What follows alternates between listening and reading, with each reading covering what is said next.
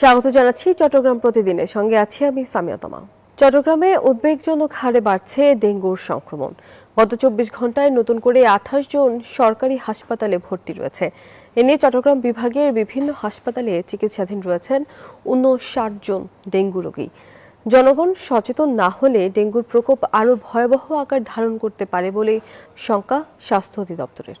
হামে আক্রান্ত হয়ে চট্টগ্রামের বিভিন্ন হাসপাতালে ভর্তি আছেন ৯ শতাধিক রোগী। এই চাপ সামলাতে হাসপাতালগুলো যখন হিমশিম খাচ্ছে, ঠিক তখনই বাড়ছে ডেঙ্গু সংক্রমিত রোগীর সংখ্যা। যখন থেমে থেমে বৃষ্টি হয় তার পরপরই ডেঙ্গু বৃদ্ধি পায়।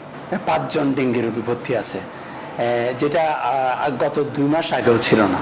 তো বর্ষার পর যখন শুরু হয় তারপর থেকে এটা শুরু হয়। স্বাস্থ্য বিভাগের তথ্য অনুযায়ী চট্টগ্রাম বিভাগের বিভিন্ন হাসপাতালে চিকিৎসাধীন রয়েছেন ৫৯ জন ডেঙ্গু রোগী। এর মধ্যে চট্টগ্রাম জেলায় ২২ জন, কক্সবাজারে ১০ জন, বান্দরবানে ১১ জন, খাগড়াছড়িতে নতুন ৪ জন সহ ফেনী, নোয়াখালী ও কুমিল্লায় জেলা মিলিয়ে আরো ৬ জন চিকিৎসাধীন রয়েছে। রাঙ্গুনিয়াতে যাই ভালো করে পরীক্ষা করেছি, ওখানে আমার পজিটিভ পাইছে, পরে এখানে রেফার করে দিচ্ছে। রবিবার এখানে আসছে আর কি। সোমবার ভর্তি করছি, জ্বর ছিল, জ্বর থেকে ডেঙ্গু দ্বারা হয়েছে। ওনার আসলে গায়ে জ্বর ছিল, এখান থেকে ভর্তি হরানো হয়েছে আর কি। তারপরে ওনার ডেঙ্গু পাইছে, এখন চিকিৎসা আল্লাহ দিলে ভালো হচ্ছে। আগাম বর্ষার কারণে জুন থেকেই ডেঙ্গুর সংক্রমণ বাড়ছে বলে জানান সরকারের এই কর্মকর্তা। মাননীয় প্রধানমন্ত্রীর সরাসরি নির্দেশনা এবং আমাদের স্বাস্থ্যমন্ত্রীর দিক নির্দেশনা অনুযায়ী আমরা অনেক আগে থেকে এবার প্রস্তুত। আমরা পর্যাপ্ত ডেঙ্গু কেস আমরা রেখেছি এবং আমাদের যেন আরও একটু অনুষঙ্গ আইভি ফ্লুইড সেটাও আমরা পর্যাপ্ত মজুত করছি।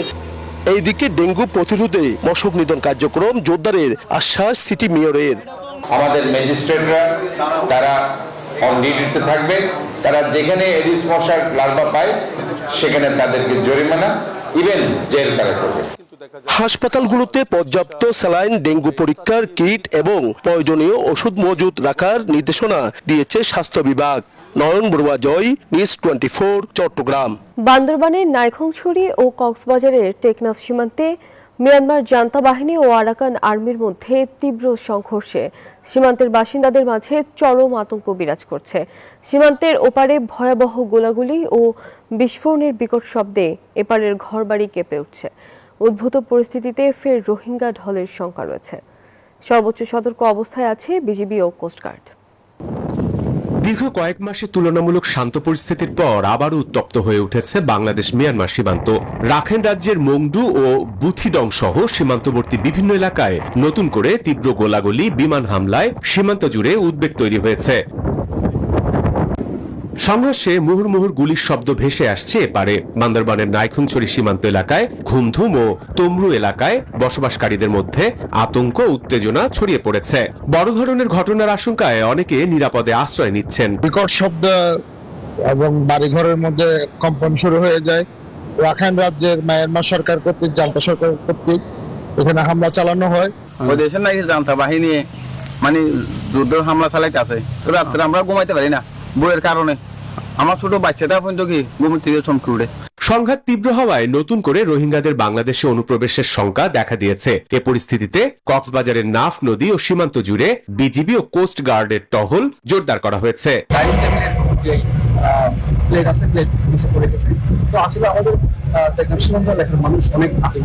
মিয়ানমার সীমান্তে যদি এটা হচ্ছে, ওদেরকে আমি তখন এগুলো তারা নজরদারি রাখেন।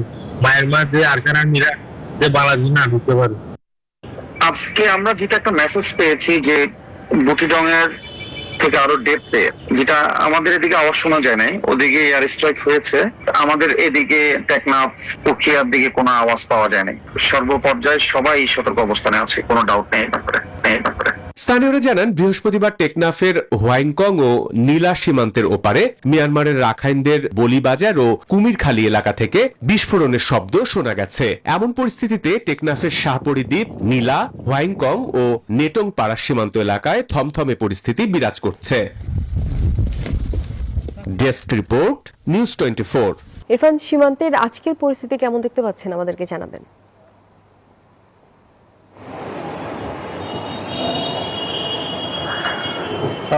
মিয়ানমারের অভ্যন্তরে আরাকান আর্মি এবং জান্তা সরকারের মাঝে বেশ সংঘর্ষ চলে 2024 থেকে সেই সংঘর্ষ। সেখানে আসলে 24শে ডিসেম্বরের দিকে সেখানে প্রায় 270 কিলোমিটার এলাকার নিয়ন্ত্রণ নেই আরাকান আর্মি এবং সে এলাকা পুনরুদ্ধারের জন্য সেখানে আসলে হামলা শুরু করে সেখানকার জান্তা বাহিনী এবং সেই হামলায় প্রকম্পিত হচ্ছে বাংলাদেশের সীমান্তবর্তী অঞ্চল। গত বুধবার থেকে সেখানে বিমান হামলা শুরু করেছে এবং সেই হামলায় প্রকম্পিত হচ্ছে কক্সবাজারের টেকনাফ এবং উখিয়ার বেশ কিছু সীমান্ত এলাকা। সেখানকার এলাকার মানুষজন বেশ ভীত সস্ত্র হয়ে সেখানে জীবনযাপন করছেন। অনেকে আসলে রাতের বেলা এখন ঘরেই থাকেন না, সেরকম পরিস্থিতি সৃষ্টি হয়েছে। তবে বিজিবি বলছে আসলে যারা এই সময়টাতে যারা অনুপ্রবেশ করতে চায়, বিশেষ করে রোহিঙ্গারা এই সংঘাতের সময়টুকুতে বিভিন্ন পথ দিয়ে বাংলাদেশে অনুপ্রবেশের চেষ্টা করে সেই অনুপ্রবেশ ঠেকাতে বিজিবির পক্ষ থেকে বেশ কঠোর নজরদারি বৃদ্ধি করা হয়েছে। কিছুক্ষণ আগে আমার সাথে বিজিবির যিনি সেক্টর কমান্ডার আছে তার কথা হচ্ছে, তিনি বলেছেন যে গতকালকে থেকে বিজিবি বেশ কঠোর অবস্থান নিয়েছেন এবং কোনোভাবেই যাতে একজনও যাতে অনুপ্রবেশকারী বাংলাদেশে প্রবেশ করতে না পারেন সেজন্য বিজিবি বেশ কঠোরভাবে সেখানে কাজ করছে। সাগর পথে অনেকে অনুপ্রবেশের শঙ্কা রয়েছে, সেজন্য আসলে সাগর পথে কোস্টগার্ড ইতিমধ্যে কাজ শুরু করেছে। তবে এই সময়টাতে যখন মিয়ানমারে আসলে সংঘর্ষ শুরু হয়, বাংলাদেশের যে সীমান্তবর্তী অঞ্চলগুলো রয়েছে সেখানে যারা স্থানীয় বাসিন্দারা রয়েছেন তারা বেশ শঙ্কায় দিনাতিপাত করেন। কিছুদিন আগে টেকনাফে সেখানকার সংঘর্ষ থেকে ছোড়া একটি গুলি এসে একজনের মৃত্যু হয়েছিল এবং এরই ফলে পুরুষ সীমান্ত এলাকা জুড়ে, বাংলাদেশের পুরুষ সীমান্ত এলাকা জুড়ে সেখানকার মানুষের মাঝে বেশ শঙ্কা কাজ করে। তবে কবে নাগাদ আসলে মিয়ানমারের যে সংঘর্ষ সেটি উদ্ধার আর পুনরুদ্ধারের যে সংঘর্ষ সেখানে চলছে, এরই ফলে কিন্তু বাংলাদেশ মিয়ানমারের যে বাণিজ্য ছিল, টেকনাফ স্থলবন্দরের যে বাণিজ্য সেটিও এখন পর্যন্ত বন্ধ রয়েছে। সেই বাণিজ্য কবে নাগাদ চালু হবে সেটি নিয়েও বেশ শঙ্কা দেখা দিয়েছে। যদিও বা গত কিছুদিন আগে অনানুষ্ঠানিকভাবে একটি লেনদেন হয়েছে, একটি কাঠের বোট বাংলাদেশে এসেছে এবং এখান থেকে কিছু কাঠের বোট সেখানে যাচ্ছে এমন খবর রয়েছে। কিন্তু গত বুধবার থেকে যেহেতু সেখানে আবার সংঘর্ষ শুরু হয়েছে, সেক্ষেত্রে কবে নাগাদ আসলে সেখানকার আসলে ব্যবসা বাণিজ্য আরো বেশি চাঙ্গা হবে সে নিয়ে আসলে এখানকার ব্যবসায়ীরা শঙ্কায় দিনাতিপাত করছেন। সব মিলিয়ে বাংলাদেশের সীমান্তে এখন পর্যন্ত শঙ্কা কাটেনি। কবে নাগাদ সেই সংঘর্ষ শেষ হবে সেটির আশায় রয়েছেন এখানকার সীমান্তের মানুষ। এই ছিল কক্সবাজার থেকে টেকনাফ সীমান্তের সবশেষ খবরাখবর। ইরফান, ধন্যবাদ আপনাকে। চট্টগ্রামের বাজারে সবজির দাম ক্রেতাদের নাগালের মধ্যে থাকলেও কমেনি মাছ ও মাংসের দাম। গরুর মাংস বিক্রি হচ্ছে 800 থেকে 1000 টাকা কেজি দরে। বেড়েছে সব ধরনের মাছের দাম। গত সপ্তাহের দামে বিক্রি হচ্ছে মুরগি ও ডিম। সপ্তাহের ব্যবধানে বড় কোনো পরিবর্তন আসেনি চট্টগ্রামের নিত্যপণ্যের বাজারে। মাছ মাংসের দাম আগের মতো চড়া। মাসিক বাজারে হিসেব মেলাতে হিমশিম খাচ্ছেন মধ্য ও নিম্নবিত্ত পরিবারের ক্রেতারা।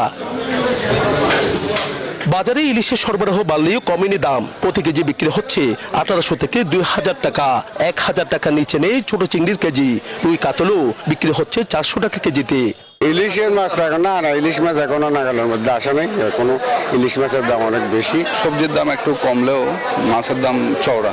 মধ্যবিত্ত যারা আছে আমরা ইলিশের কাছে যেতে পারতেছি না। মুরগির বাজারে আগের সপ্তাহের দামই বহাল রয়েছে। ব্রয়লার মুরগি প্রতি কেজি 160 থেকে 165 টাকা, সোনালী 320 টাকা, লেয়ার 340 থেকে 350 টাকা এবং দেশি মুরগি 600 থেকে 650 টাকায় বিক্রি হচ্ছে। মধ্যবিত্ত মানে জনগণের জন্য আরেকটু কমলে আরো ভালো হয়। কিন্তু অনেক দাম ছিল, একটু লাল মুরগি কমতেছে কিন্তু সোনালী মুরগি কমতেছে না। গরুর মাংস প্রতি কেজি 800 থেকে 1000 টাকা এবং খাসি বা ছাগলের মাংস বিক্রি হচ্ছে 1150 টাকা কেজি দরে। তবে কিছুটা কমেছে সবজির দাম। 50 থেকে 60 টাকার মধ্যে মিলছে বেশিরভাগ সবজি। খুব বেশি মনে হয় না আমার কাছে, মোটামুটি রিজনেবল মনে হয়েছে। আগের চেয়ে ঊর্ধ্বগতি কম। ডিমের দাম কিছুটা কমে বিক্রি হচ্ছে 120 টাকা ডজনে। নয়ন বড়ুয়া জয়, নিউজ 24, চট্টগ্রাম। মাদকের বিরুদ্ধে হুঁশিয়ারি দিয়ে পানি সম্পদ মন্ত্রী শহীদুদ্দিন চৌধুরী অ্যানি বলেছেন, 17 বছরের আওয়ামী লীগের ধারাবাহিকতায় কেউ যদি মাদকের ব্যবসা করে তাদের বিরুদ্ধে ব্যবস্থা নেবে আইন শৃঙ্খলা বাহিনী। বেলা 11:30টার দিকে লক্ষ্মীপুর চন্দ্রগঞ্জ উপজেলার কুশাখালী ইউনিয়নের দক্ষিণ ছিলাদি এলাকায় আয়োজিত এক সভায় তিনি এসব কথা বলেন। আরো বলেন, নারী উন্নয়নের দায়িত্ব নিয়ে কাজ করছে সরকার। 17 বছরের আওয়ামী লীগের ধারাবাহিকতায় কেউ যদি মাদকের ব্যবসা করে, ওসি সাহেব একটু আগে বলছি, ওসি সাহেব বা পুলিশ আইন শৃঙ্খলা বাহিনী তাদের কাজ করে। আমার আপনার তদবির করার কোনো সুযোগ থাকবে না। এই লাইনে, এই ওয়ার্ডে মাদকের ব্যবসা করে কিছু প্রভাবশালী লোক, এরা সাময়িক প্রভাবশালী। নোয়াখালীর বেগমগঞ্জে ছয়ানীতে দিনব্যাপী গরিব অসহায়দের মাঝে বিনামূল্যে ফ্রি মেডিকেল ক্যাম্প অনুষ্ঠিত হয়েছে। সকালে বেগমগঞ্জ উপজেলার ছয়ানী ইউনিয়নের রুদ্রপুরে বিনামূল্যে মেডিকেল ক্যাম্পের আয়োজন করা হয়। এ সময় ডায়াবেটিক্স সম্পর্কে সচেতনতামূলক স্কুল কলেজ শিক্ষার্থীদের কর্মশালা ও আলোচনা হয়। প্রায় ৩ শতাধিক রোগীকে বিনামূল্যে চিকিৎসা সেবা প্রদান করা হয়। ছুটির দিনে রাঙামাটির বিভিন্ন বিনোদন কেন্দ্রে দর্শনার্থীদের ভিড় দেখা গেছে। বিস্তারিত জানিয়েছেন সহকর্মী ফাতেমা জান্নাত মোম। পরিবার পরিজন নিয়ে ঘুরতে এসেছেন অনেকে। যেহেতু পর্যটন কেন্দ্র, তাই মানুষের পাদুভারে কানায় কানায় পূর্ণ রাঙামাটির এই পলওয়েল পার্ক। শুধু রাঙামাটির পলওয়েল পার্কটা আমরা দেখেছি স্থানীয়দের পাশাপাশি চট্টগ্রাম, রাউজান, রাঙ্গুনিয়া থেকে আসা পর্যটকদের ভিড় আমরা দেখতে পেয়েছি। একজন পর্যটকের কাছে, তার সাথে একটু কথা বলতে চাই। রাঙামাটি এসে কেমন লাগছে? আসসালামু আলাইকুম। জি আলহামদুলিল্লাহ, ভালো লাগতেছে, অনেক সুন্দর পরিবেশ। আজকে বৃষ্টি নাই, মনে করছিলাম বৃষ্টি পড়বে, কিন্তু দেখতেছি মাশাআল্লাহ আবহাওয়াটা অনেক ঠান্ডা, অনেক সুন্দর লাগতেছে। অসংখ্য ধন্যবাদ। অনেকে এসেছেন তাদের পরিবার পরিজন নিয়ে, ঘুরে বেড়াচ্ছেন এবং আনন্দ করছেন। যেহেতু গরমও আছে, বৃষ্টিও আছে, তো এখানে ধোলনা আছে, সেখানেও সিরিয়াল দিয়েছেন। অনেকে আছেন, তাদের সাথে একটু কথা বলতে চাই। রাঙামাটি এসে কেমন লাগছে? অনেক ভালো লাগছে, জীবনের প্রথমবার এখানে এসেছি, অনেক ভালো লাগছে, মাইন্ড ব্লোয়িং। অসংখ্য ধন্যবাদ। জীবনের প্রথমে এসেছেন, এরকম অনেক লোকও পেয়েছি আমরা। যাই হোক, রাঙামাটি এসে আনন্দ করবে না এবং রাঙামাটি এসে ঘুরে বেড়াবে না, এরকম লোক আসলে খুবই কম। রূপ এবং বৈচিত্র্য রাঙামাটির কৃত্রিম কাপ্তাই হ্রদ, সুবলং ঝর্ণা এবং পাহাড়ি যে জনপদ, সেই জনপদের টানে প্রতি বছর রাঙামাটিতে অসংখ্য পর্যটক আসেন।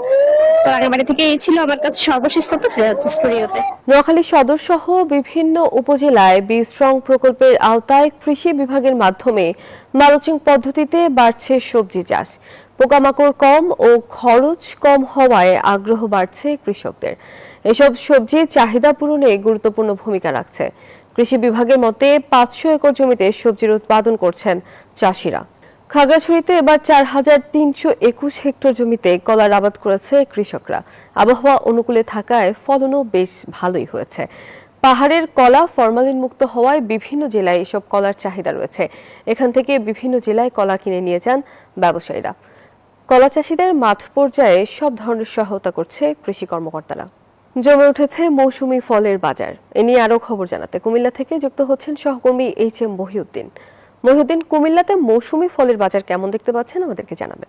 ধন্যবাদ তমা আপনাকে। আপনি যেমনটি বলছিলেন যে মধু মাসে বাজারে যেভাবে বিভিন্ন রকমের আম, জাম, কাঁঠাল এবং লটকন সহ যে মৌসুমী ফল রয়েছে, সেই মৌসুমী ফল বাজারে দীর্ঘদিন থেকেই পাওয়া যাচ্ছে এবং খুব হাতের নাগালেই কিন্তু এই মধুফল পাওয়া যাচ্ছে। তবে দিন দিন এই মধু মাসে বিভিন্ন ধরনের ফল কমতে শুরু করেছে এবং বিশেষ করে যে আম এবং কাঁঠাল, এই যে ফলগুলো রয়েছে এগুলো আসলে বাজারে দিন দিন কমতে শুরু করেছে এবং তার যে দাম রয়েছে সে দামও একটু একটু বাড়তে শুরু করেছে। তবে বেশিরভাগই সয়লাভ করতেছে বিভিন্ন রকমের আমদানিকৃত যে ফল রয়েছে, বিশেষ করে আপেল, মাল্টা এবং কমলা সহ যে আঙ্গুর রয়েছে সেগুলো বাজারে সয়লাভ করেছেন। এবং আরেকটি বিষয় আপনাকে জানিয়ে রাখি যে বিশেষ করে যে তাদের চাষাবাদকৃত যে ড্রাগন রয়েছে, সে ড্রাগনও বাজারে খুব কম দামে হাতের নাগালে পাচ্ছে। আসলে এইভাবে মধু মাসে যে আরো যে সময় আছে, কিন্তু বাজারে আস্তে আস্তে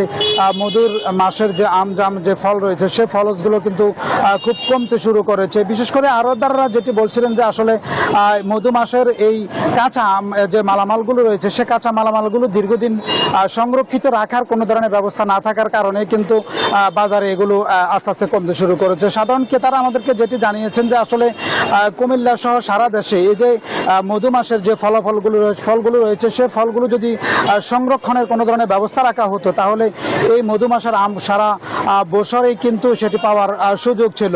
তো আসলে এই কুমিল্লার বাজারে যে ফল রয়েছে এবং মধু মাসের যে ফল রয়েছে, সেই মধু মাসের ফলগুলো কিন্তু বিশেষ করে যদি ফ্রিজার করা হয় এবং এগুলো পুরো মাসের জন্য রাখা হয়, তাহলে এই কুমিল্লার মানুষ আরো উপকৃত হবে। তো এই ছিল কুমিল্লা থেকে আমার কাছে মধু মাসের। মহিউদ্দিন, ধন্যবাদ আপনাকে।